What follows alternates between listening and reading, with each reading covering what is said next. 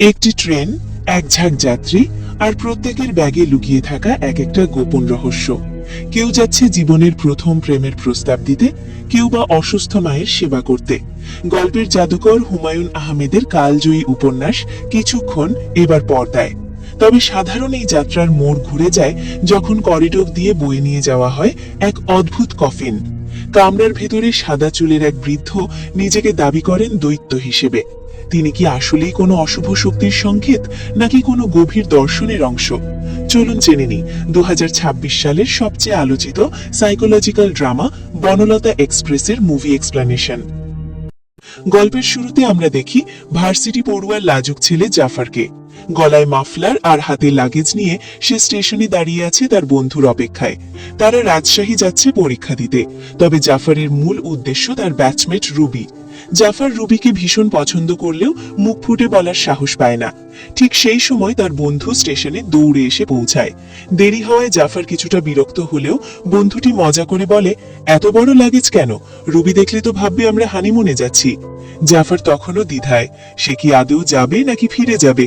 বন্ধু তাকে মনে করিয়ে দেয় এই সুযোগ হারালে রুবিকে আর কখনোই প্রপোজ করা হবে না। বন্ধুর আশ্বাসে জাফর শেষ পর্যন্ত ট্রেনে উঠতে রাজি হয়।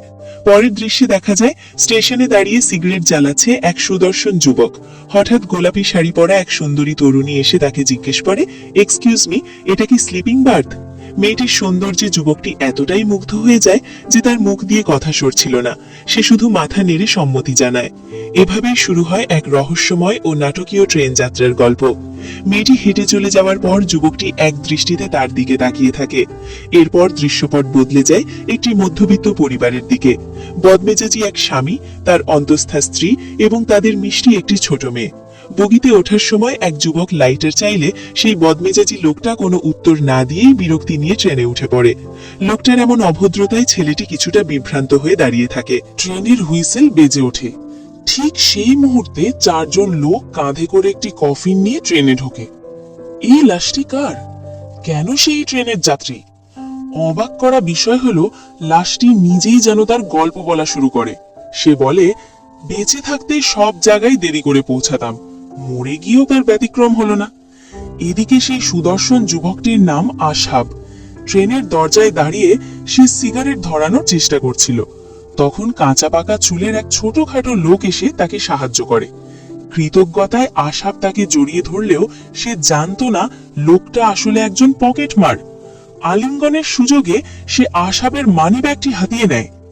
ট্রেনের সাধারণ যাত্রীদের ভিড়ে আছেন একজন হাই প্রোফাইল ব্যক্তি, স্বরাষ্ট্রমন্ত্রী। সাথে আছেন তার স্ত্রী শালিকা এবং হবু জামাই ফয়সাল। মন্ত্রীর ভাবগাম্ভীর্য বজায় রাখতে সাথে আছে তার সহকারী, একজন ক্যামেরাম্যান এবং একটি ব্যান্ড দল। স্টেশনে এক হুলস্থুল কাণ্ড বাঁধিয়ে তারা ট্রেনে ওঠেন। গোলাপি শাড়ি পরা সেই তরুণী, যার নাম চিত্রা, নিজের কামরায় ঢুকে থমকে যায়। পুরো ঘর সিগারেটের ধোঁয়ায় আচ্ছন্ন। সে দেখে সাদা চুলদাড়ির এক অদ্ভুত বৃদ্ধ আরাম করে সিটে পা তুলে বসে আছেন। চিত্রা অবাক হয়, কারণ সে তার বান্ধবীর মাধ্যমে একটি প্রাইভেট কেবিন বুক করেছিল যেখানে তার একা থাকার কথা। সে তৎক্ষণাৎ ট্রেনের অ্যাটেন্ডেন্টকে ডেকে প্রতিবাদ জানায়, কিন্তু সেই বৃদ্ধ নির্লিপ্তভাবে পকেট থেকে 1000 টাকার একটি কচকচে নোট বের করে অ্যাটেন্ডেন্টের হাতে গুজে দেয়। টাকার লোভে অ্যাটেন্ডেন্টের সুর মুহূর্তেই বদলে যায়। সে চিত্রাকে উল্টো বুঝিয়ে বলে, ম্যাডাম, মুরব্বী মানুষ, আর কদিনই বা বাঁচবেন, খেতে দিন না একটু সিগারেট, আপনি বরং অন্য কারোর সাথে কেবিনটা চেঞ্জ করে নিন। এই বলে অ্যাটেন্ডেন্ট সেখান থেকে চম্পট দেয়। কেবিনের ভেতরে চিত্রা এক অস্বস্তিকর পরিস্থিতিতে পড়ে। সাদা চুলের সেই বৃদ্ধের পা ভর্তি পশম দেখে তার ঘেন্নায় বমি আসে। চিত্রা অনুরোধ করে যেন তিনি সিগারেট না খান, কারণ গন্ধে তার দম বন্ধ হয়ে আসে। কিন্তু বৃদ্ধ নির্বিকার। তিনি জানান আর্থ্রাইটিসের ব্যথার কারণে করিডোরে গিয়ে সিগারেট খাওয়া তার পক্ষে সম্ভব নয়। কথা প্রসঙ্গে বৃদ্ধ জানতে চান চিত্রার নাম। চিত্রা নাম বললে বৃদ্ধ রসিকতা করে বলেন, তোমার নাম তো চিত্রা হওয়ার কথা ছিল না, হওয়া উচিত ছিল আরিয়াল খাঁ। চিত্রা বিরক্ত হয়। বৃদ্ধ একের পর এক প্রশ্ন করতে থাকেন, কি পড়ে, কোন ইয়ার, ক্লাস ফেলে কোথায় যাচ্ছে। অতিষ্ঠ হয়ে চিত্রা কেবিন থেকে বেরিয়ে যাওয়ার সময় দরজায় জোরে ধাক্কা খায়। অন্যদিকে সুদর্শন যুবক আশাব তার অসুস্থ মাকে নিয়ে একই ট্রেনে যাচ্ছে। আশা পেশায় একজন ডাক্তার, কিন্তু তার মা একজন মানসিক রোগী। মায়ের ধারণা তার ছেলে মদ আর নারীতে আসক্ত। মায়ের অসংলগ্ন কথাবার্তায় এক পর্যায়ে আশা রেগে গিয়ে বলে বসে, হ্যাঁ, আজ সারা রাত মদ খেয়ে ড্যাং ড্যাং করে নাচবো, আপনিও কি আসবেন? এই বলে সে কেবিন থেকে বেরিয়ে যায়। মন খারাপ করে ট্রেনের ডাইনিং কারে বসে চা খাচ্ছিল চিত্রা। সেখানেই তার দেখা হয় আশাবের সাথে। আশা ডাক্তার হলেও শখে ম্যাজিক দেখাতে ভালোবাসে। সে চিত্রার অনুমতি নিয়ে তার সামনের চেয়ারে বসে এবং একে একে তাস ও কয়েনের চমৎকার কিছু জাদু দেখায়। মুহূর্তের মধ্যে একটি কয়েন ভোজবাজির মতো উধাও করে সে চিত্রার কানের পেছন থেকে বের করে আনে। আশাবের অনর্গল কথা আর জাদুর জাদুকরি ছোঁয়ায় চিত্রার জড়তা কিছুটা কাটতে শুরু করে। চিত্রা ও আশাবের কথোপকথন বেশ জমে ওঠে। চিত্রা কৌতূহলী হয়ে জিজ্ঞেস করে, ম্যাজিশিয়ানরা কি মনের কথা বলতে পারে? আশাব হুবহু চিত্রার মনের কথা বলে দিয়ে তাকে চমকে দেয়। চিত্রার অস্বস্তির কথা শুনে আশাব প্রস্তাব দেয় চিত্রা যেন তার মায়ের কেবিনে গিয়ে থাকে, আর আশাব চলে যাবে চিত্রার সেই রহস্যময় বৃদ্ধের কেবিনে। তবে আশাব সতর্ক করে দিয়ে হাসতে হাসতে বলে, কড়াই থেকে বাঁচার জন্য আবার আগুনে ঝাঁপ দেবেন না তো, আমার মা কিন্তু বেশ বিরক্তিকর। চিত্রা ভাবল সেই ধোঁয়াটে কেবিনের চেয়ে এটাই ভালো। শুরু হলো কেবিন অদল বদল। আশাবের মা সাজেদার কেবিনে ঢুকতেই চিত্রাকে এক পশলা জেরার মুখে পড়তে হয়। সাজেদা বেগম রূপবতী মেয়ে দেখলেই তার বায়োডাটা নিতে শুরু করেন। মনে মনে ভাবেন, এত সুন্দর মেয়ে নিশ্চয়ই কয়েকটা প্রেম করছে বা বিয়ে হয়ে গেছে। শুরু হয় সাজেদার প্রশ্নের পাহাড়। বিয়ে হয়েছে? চিত্রা জানায় না। কোথায় যাচ্ছ? দিনাজপুরে অসুস্থ বড় মামাকে দেখতে। বাবা কি করতেন? ব্যাংকার ছিলেন, এখন বেঁচে নেই। ঘুমোলে কি নাক ডাকো? চিত্রা এই প্রশ্নে একেবারে থতমত খেয়ে যায়। জেরার এক পর্যায়ে সাজেদা আবেগপ্রবণ হয়ে পড়েন। তিনি চিত্রার কাছে নিজের ছেলের নামে এক গাদা অভিযোগ শুরু করেন। বলেন, আমার ছেলেটা একটা হাড় বজ্জাত, বাপ মরা ছেলেটারে কত কষ্ট করে মানুষ করলাম, আর এখন সে মদ সিগারেট খেয়ে আর মেয়ে নিয়ে ফুর্তি করে বেড়ায়। চিত্রা অবাক হয়ে সাজেদাকে শান্ত করার চেষ্টা করে বলে, আন্টি, আমার মনে হয় আপনি ওকে নিয়ে একটু বেশি দুশ্চিন্তা করছেন। কেবিন বদল করে আশহাব যখন চিত্রার ফেলে আসা কামরায় পৌঁছায়, তখন সেই রহস্যময় বৃদ্ধ তাকে দেখে হেসেই বলেন, আপনিই তো সেই ডাক্তার আর জাদুকর। আশহাব তার তীক্ষ্ণ বুদ্ধি দিয়ে লোকটির পরিচয় আন্দাজ করার চেষ্টা করে। সে বলে, আপনাকে দেখে কোনো বিশ্ববিদ্যালয়ের গণিতের শিক্ষক মনে হচ্ছে, যিনি মাত্রই বিদেশ থেকে ফিরেছেন। বৃদ্ধ তার পর্যবেক্ষণে মুগ্ধ হয়ে নিজের আসল পরিচয় না দিয়ে রহস্য করে বলেন, আমি দৈত্য, নাইস টু মিট ইউ। রাত বাড়তে থাকলে বৃদ্ধ বেশ আয়োজন করে মদ্যপান শুরু করেন। তিনি আশহাবকেও সঙ্গী হতে বলেন। কথায় কথায় বৃদ্ধ 4 সংখ্যাটির এক অদ্ভুত মাহাত্ম্য তুলে ধরেন। তিনি বলেন, মহাবিশ্বের অনেক কিছুই 4 সংখ্যায় আবদ্ধ, এমনকি পিথাগোরাসের উপপাদ্য। আশহাব প্রথমে না চাইলেও বৃদ্ধের দর্শনে মুগ্ধ হয়ে কয়েক পেগ খেয়ে ফেলে। বৃদ্ধের অসংলগ্ন কথা আর আচরণে এক মায়াবী ও রহস্যময় পরিবেশ তৈরি হয়। ট্রেনের বিশেষ কেবিনে স্বরাষ্ট্রমন্ত্রী এবং তার স্ত্রী সুরমা একান্ত সময় কাটাচ্ছিলেন। তাদের কোনো সন্তান নেই, কিন্তু একে অপরের প্রতি ভালোবাসা গভীর। মন্ত্রী কৌতুক করে বলেন, সবাই আমাদের দেখে বলে বানরের গলায় মুক্তার মালা। এই রোমান্টিক আবহের মাঝেই শালিকা যমুনা এসে হাজির হয়। সে পুরো ট্রেনে ব্যান্ড পার্টি আর নাচের আয়োজন করেছে, যা ক্যামেরাম্যান বদরুল রেকর্ড করছে। কিন্তু উৎসবের এই আমেজ বেশিক্ষণ স্থায়ী হলো না। মন্ত্রীর সেক্রেটারি এসে কানে কানে এক দুঃসংবাদ দিলেন, মন্ত্রীর পদ চলে গেছে। কারণ হিসেবে জানা যায়, তার লেখা একটি কবিতাই কাল হয়েছে তার জন্য। মুহূর্তেই ট্রেনের ভেতরের আনন্দ বিষাদে রূপ নেয়। সাধারণ মানুষের কাছে এটি অবিশ্বাস্য মনে হলেও ক্ষমতার দাবার চালে এক নিমিষেই সব বদলে যায়। ট্রেনের ভেতরেই শুরু হয় ক্ষমতার এক কুৎসিত প্রদর্শনী। মন্ত্রীর শালিকা যমুনা নাচতে গিয়ে অসাবধানতা বশত এক ট্রেন অ্যাটেন্ডেন্টের গায়ে ধাক্কা খায়। এতে তার দামি পোশাকে জুস পড়ে গেলে সে ক্ষিপ্ত হয়ে লোকটিকে সবার সামনে চড় মারে। মন্ত্রীও তার বোন নিষেধ করলেও যমুনা জেদ ধরে সবার সামনে ওই কর্মীকে কান ধরে ওঠবস করায়। অপমানে ও লজ্জায় কাঁদতে কাঁদতে লোকটি সেখান থেকে চলে যায়। ক্ষমতার দম্ভে অন্ধ যমুনা বুঝতেও পারেনি যে তাদের পায়ের নিচ থেকে মাটি সরে গেছে। গল্পের অন্য প্রান্তে আজিজ আর তার স্ত্রী আফিয়ার চিরচেনা ঝগড়া শুরু হয়। বদমেজাজি আজিজ তার অন্তঃসত্ত্বা স্ত্রীকে কটু কথা শোনাতে ছাড়েন না। তাদের চিৎকার সহ্য করতে না পেরে ছোট্ট মেয়ে নিতু কানে হাত দিয়ে বসে থাকে। বাবার ওপর অভিমান করে সে কেবিন থেকে বেরিয়ে ট্রেনের করিডোরে ঘুরতে থাকে। ঘুরতে ঘুরতে সে পৌঁছে যায় জাফর, শাকিল আর রুবির কেবিনে। সেখানে মেধাবী ছাত্র জাফরের সাথে রুবির খুনসুটি দেখে নিতু অবাক হয়ে তাকিয়ে থাকে। এদিকে চিত্রা পড়েছে আরেক মহাবিপদে। আশাবের মা সাজেদা বেগম তার মানসিক ভারসাম্যহীনতার কারণে চিত্রাকে হুট করে বৌমা বলে ডাকতে শুরু করেছেন। এই অনবরত কথা আর অদ্ভুত আচরণে চিত্রা দিশেহারা হয়ে পড়ে। অন্যদিকে ডাইনিং কারে জাদুর আড্ডা জমে উঠেছে। ডাক্তার আশাব তার জাদুতে সবাইকে মুগ্ধ করছে। সেখানে রহস্যময় বৃদ্ধ রশিদ সাহেব যুবকদের উদ্দেশ্যে এক গভীর জীবন দর্শন দেন। তিনি বলেন, জীবনে সব সময় দুটো কথা মনে রাখবে। তারা যখন জানতে চায় সেই কথা দুটো কি, তিনি রসিকতা করে বলেন, যে কোনো দুটো। তোমাদের যে ব্রেন সেল, তাতে এর বেশি মনে রাখতে পারবে না। ঠিক সেই সময় আজিজ হন্তদন্ত হয়ে তার মেয়ে নিতুকে খুঁজতে সেখানে আসে। নিতুকে দেখা মাত্রই সে কান ধরে টেনে নিয়ে যেতে থাকে। উপস্থিত সবাই বাধা দিলে আজিজ অত্যন্ত অভদ্রভাবে তাদের অপমান করে। এদিকে হঠাৎ করেই মন্ত্রীর কামরার বিদ্যুৎ চলে যায়। যমুনা খোঁজ নিয়ে দেখে পুরো ট্রেনে আলো থাকলেও কেবল তাদের কেবিনই অন্ধকার। সুরমা বুঝতে পারেন সেই অ্যাটেন্ডেন্টকে অপমান করার কারণেই রেল কর্মীরা তাদের শিক্ষা দিচ্ছে।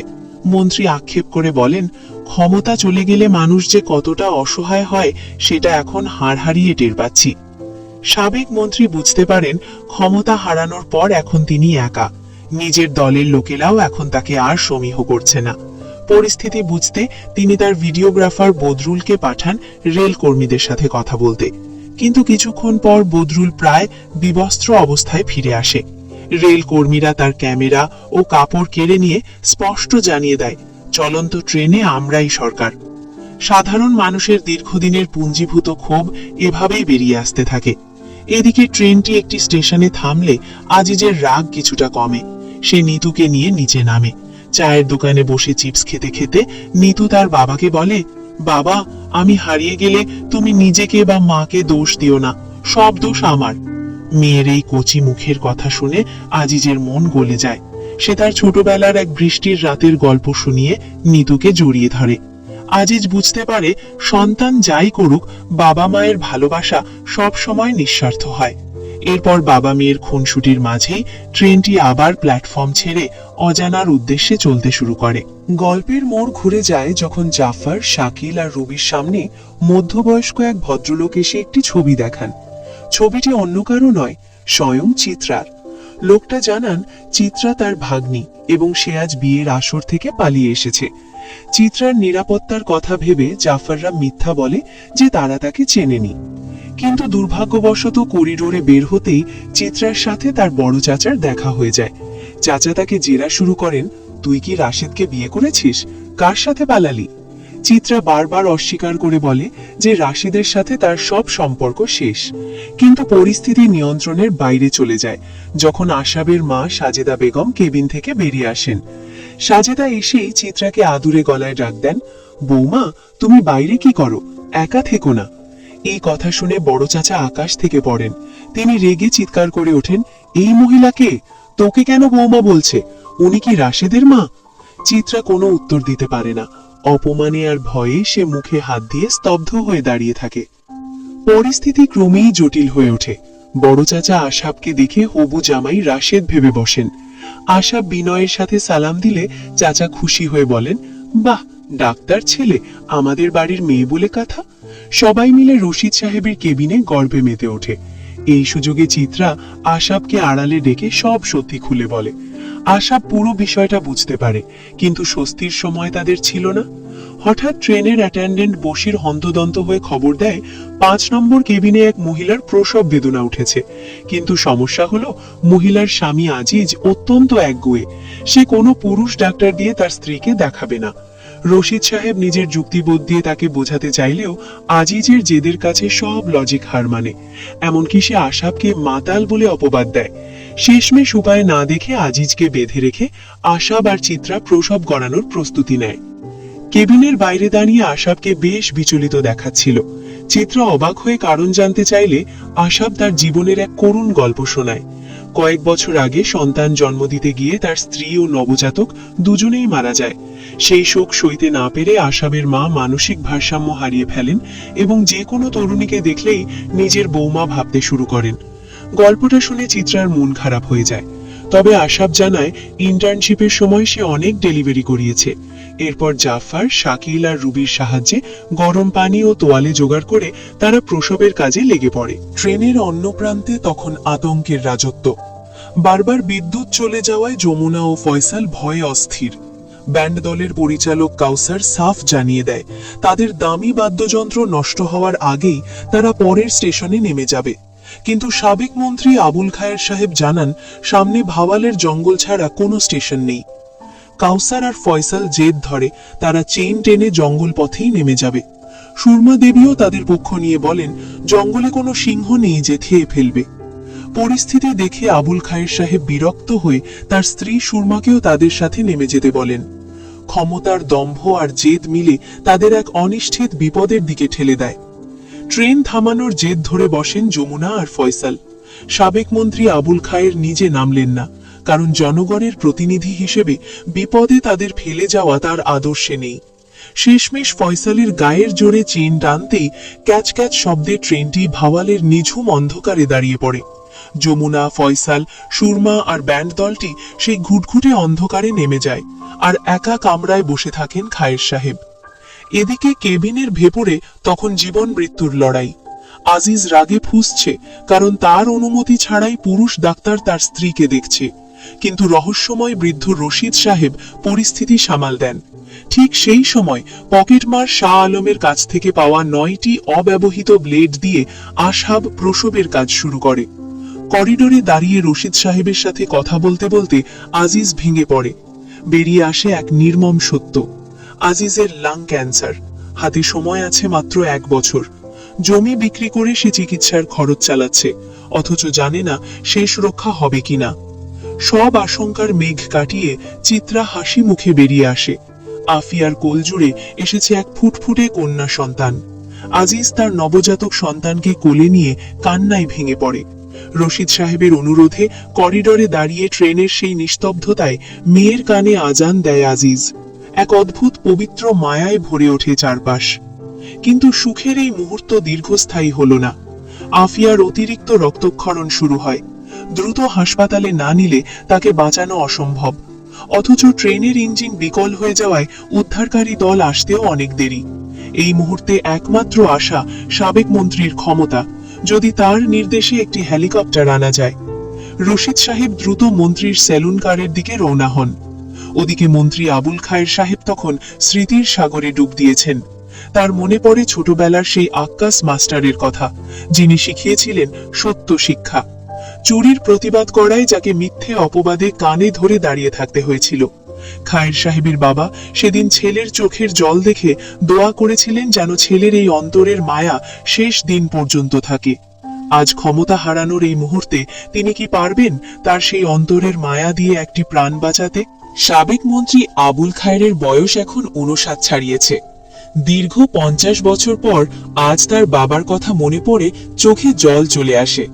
তিনি জানেন তার পরহেজগার বাবার সেই দোয়া কবুল হয়নি। শৈশবের সেই মায়া আজ আর তার হৃদয়ে অবশিষ্ট নেই। তিনি এখন কেবলই এক ক্ষমতালোভী মানুষ। রশিদ উদ্দিন যখন তার কাছে এসে রক্তাক্ত আফিয়াকে বাঁচাতে একটি হেলিকপ্টারের অনুরোধ করেন, খায়ের সাহেব তার নিষ্ঠুরভাবে প্রত্যাখ্যান করেন। রশিদ উদ্দিন নিজের পরিচয় দিয়ে জানান তিনি আমেরিকার কর্নেল ইউনিভার্সিটির গণিতের অধ্যাপক। তবুও মন্ত্রীর মন গলে না। ক্ষুব্ধ ও বিরক্ত হয়ে রশিদ উদ্দিন তাকে তীব্র ভাষায় অপমান করে সেখান থেকে বেরিয়ে যান। কিছুক্ষণ পর খায়ের সাহেবের স্ত্রী সুরমা ফোন করেন। জানা যায় ট্রেনের ইঞ্জিন আসলে নষ্ট ছিল না। রাজনৈতিক চাল হিসেবে রেলমন্ত্রীর নির্দেশে ট্রেনটি আটকে রাখা হয়েছিল। সুরমা জানান তিনি প্রধানমন্ত্রীর সাথে কথা বলে খায়ের সাহেবের পদত্যাগপত্র স্থগিত করেছেন তিনি স্বামীকে মনে করিয়ে দেন আগে তিনি জনগণের কথা ভাবতেন, কিন্তু এখন কেবল নিজের কথা ভাবেন। ভোরের আলো ফুটতেই আকাশে শোনা যায় হেলিকপ্টারের শব্দ। রশিদ উদ্দিন অবাক হয়ে দেখেন এমার্জেন্সি টিম এসে আফিয়া আর তার নবজাতক শিশুকে তুলে নিচ্ছে। এরই মাঝে সাজেদা বেগম বৌমা বলে চিৎকার দিয়ে হেলিকপ্টারে উঠে পড়েন। চিত্রা আর আশা বিস্ময় নিয়ে সেই দৃশ্য দেখতে থাকে। রেল লাইনের ধার দিয়ে হাঁটতে হাঁটতে জাফর অবশেষে তার মনের সাহস সঞ্চয় করে রুবিকে বলে দেয়, আমি তোকে ভালোবাসি। রুবি মুচকি হেসে জানায় এখন তো সে পরীক্ষাই দিতে পারবে না, কারণ সারাটা দিন সে জাফরের কথাই ভাববে। অন্যদিকে চিত্রা তার বান্ধবীকে ফোন করে জানায় সে ডাক্তার আশাবের প্রেমে পড়েছে। সে চায় সিনেমার মতো আশাব দৌড়ে এসে তার হাত ধরুক। গল্পের শেষে এক নির্মম সত্য উন্মোচিত হয়। রশিদ উদ্দিন আর আবুল খায়ের যখন রেল লাইনের পাশ দিয়ে হাঁটছিলেন, তখন খায়ের সাহেব জানান তিনি জানেন ট্রেনের সেই কফিনটি আসলে রশিদ উদ্দিনের ছেলের। বিদেশে থাকাকালীন রশিদ উদ্দিনের স্ত্রী তাকে ছেড়ে চলে যান। তিনি একাই ছেলেকে বড় করেছিলেন, কিন্তু মাত্র 24 বছর বয়সে তার ছেলে মারা যায়। এত বড় প্রফেসর হয়েও তিনি নিজের সন্তানকে বাঁচাতে পারেননি। শেষ দৃশ্যে দেখা যায় সেই লাশের জানাজা শেষে দাঁড়িয়ে আছেন রশিদ উদ্দিন আর আজিজ। হঠাৎ ঝুম বৃষ্টি নামে। রশিদ উদ্দিন আশ্রয় খুঁজলেও আজিজ আজ ভিজতে চান। তিনি বলেন, আজ বৃষ্টিতে ভিজব, জ্বর আসলে এবার নিজেকে নয় বৃষ্টিকেই দোষ দেব। এভাবেই শেষ হয় জীবন দর্শনে ঘেরা অসাধারণ এক চলচ্চিত্র বনলতা এক্সপ্রেস। এটি কেবল একটি মুভি নয়, এটি যেন মানুষের বিচিত্র অনুভূতির এক মায়াবী ক্যানভাস। প্রতিটি চরিত্র আমাদের শিখিয়ে দিয়ে যায় ক্ষমতা ক্ষণস্থায়ী, কিন্তু মানুষের প্রতি মানুষের মায়া আর ভালোবাসাই চিরন্তন। আপনার কাছে কেমন লেগেছে এই মুভিটি কমেন্ট বক্সে আমাদের জানান। ভালো লাগলে লাইক ও শেয়ার করুন। আজ এখানেই বিদায়, ধন্যবাদ।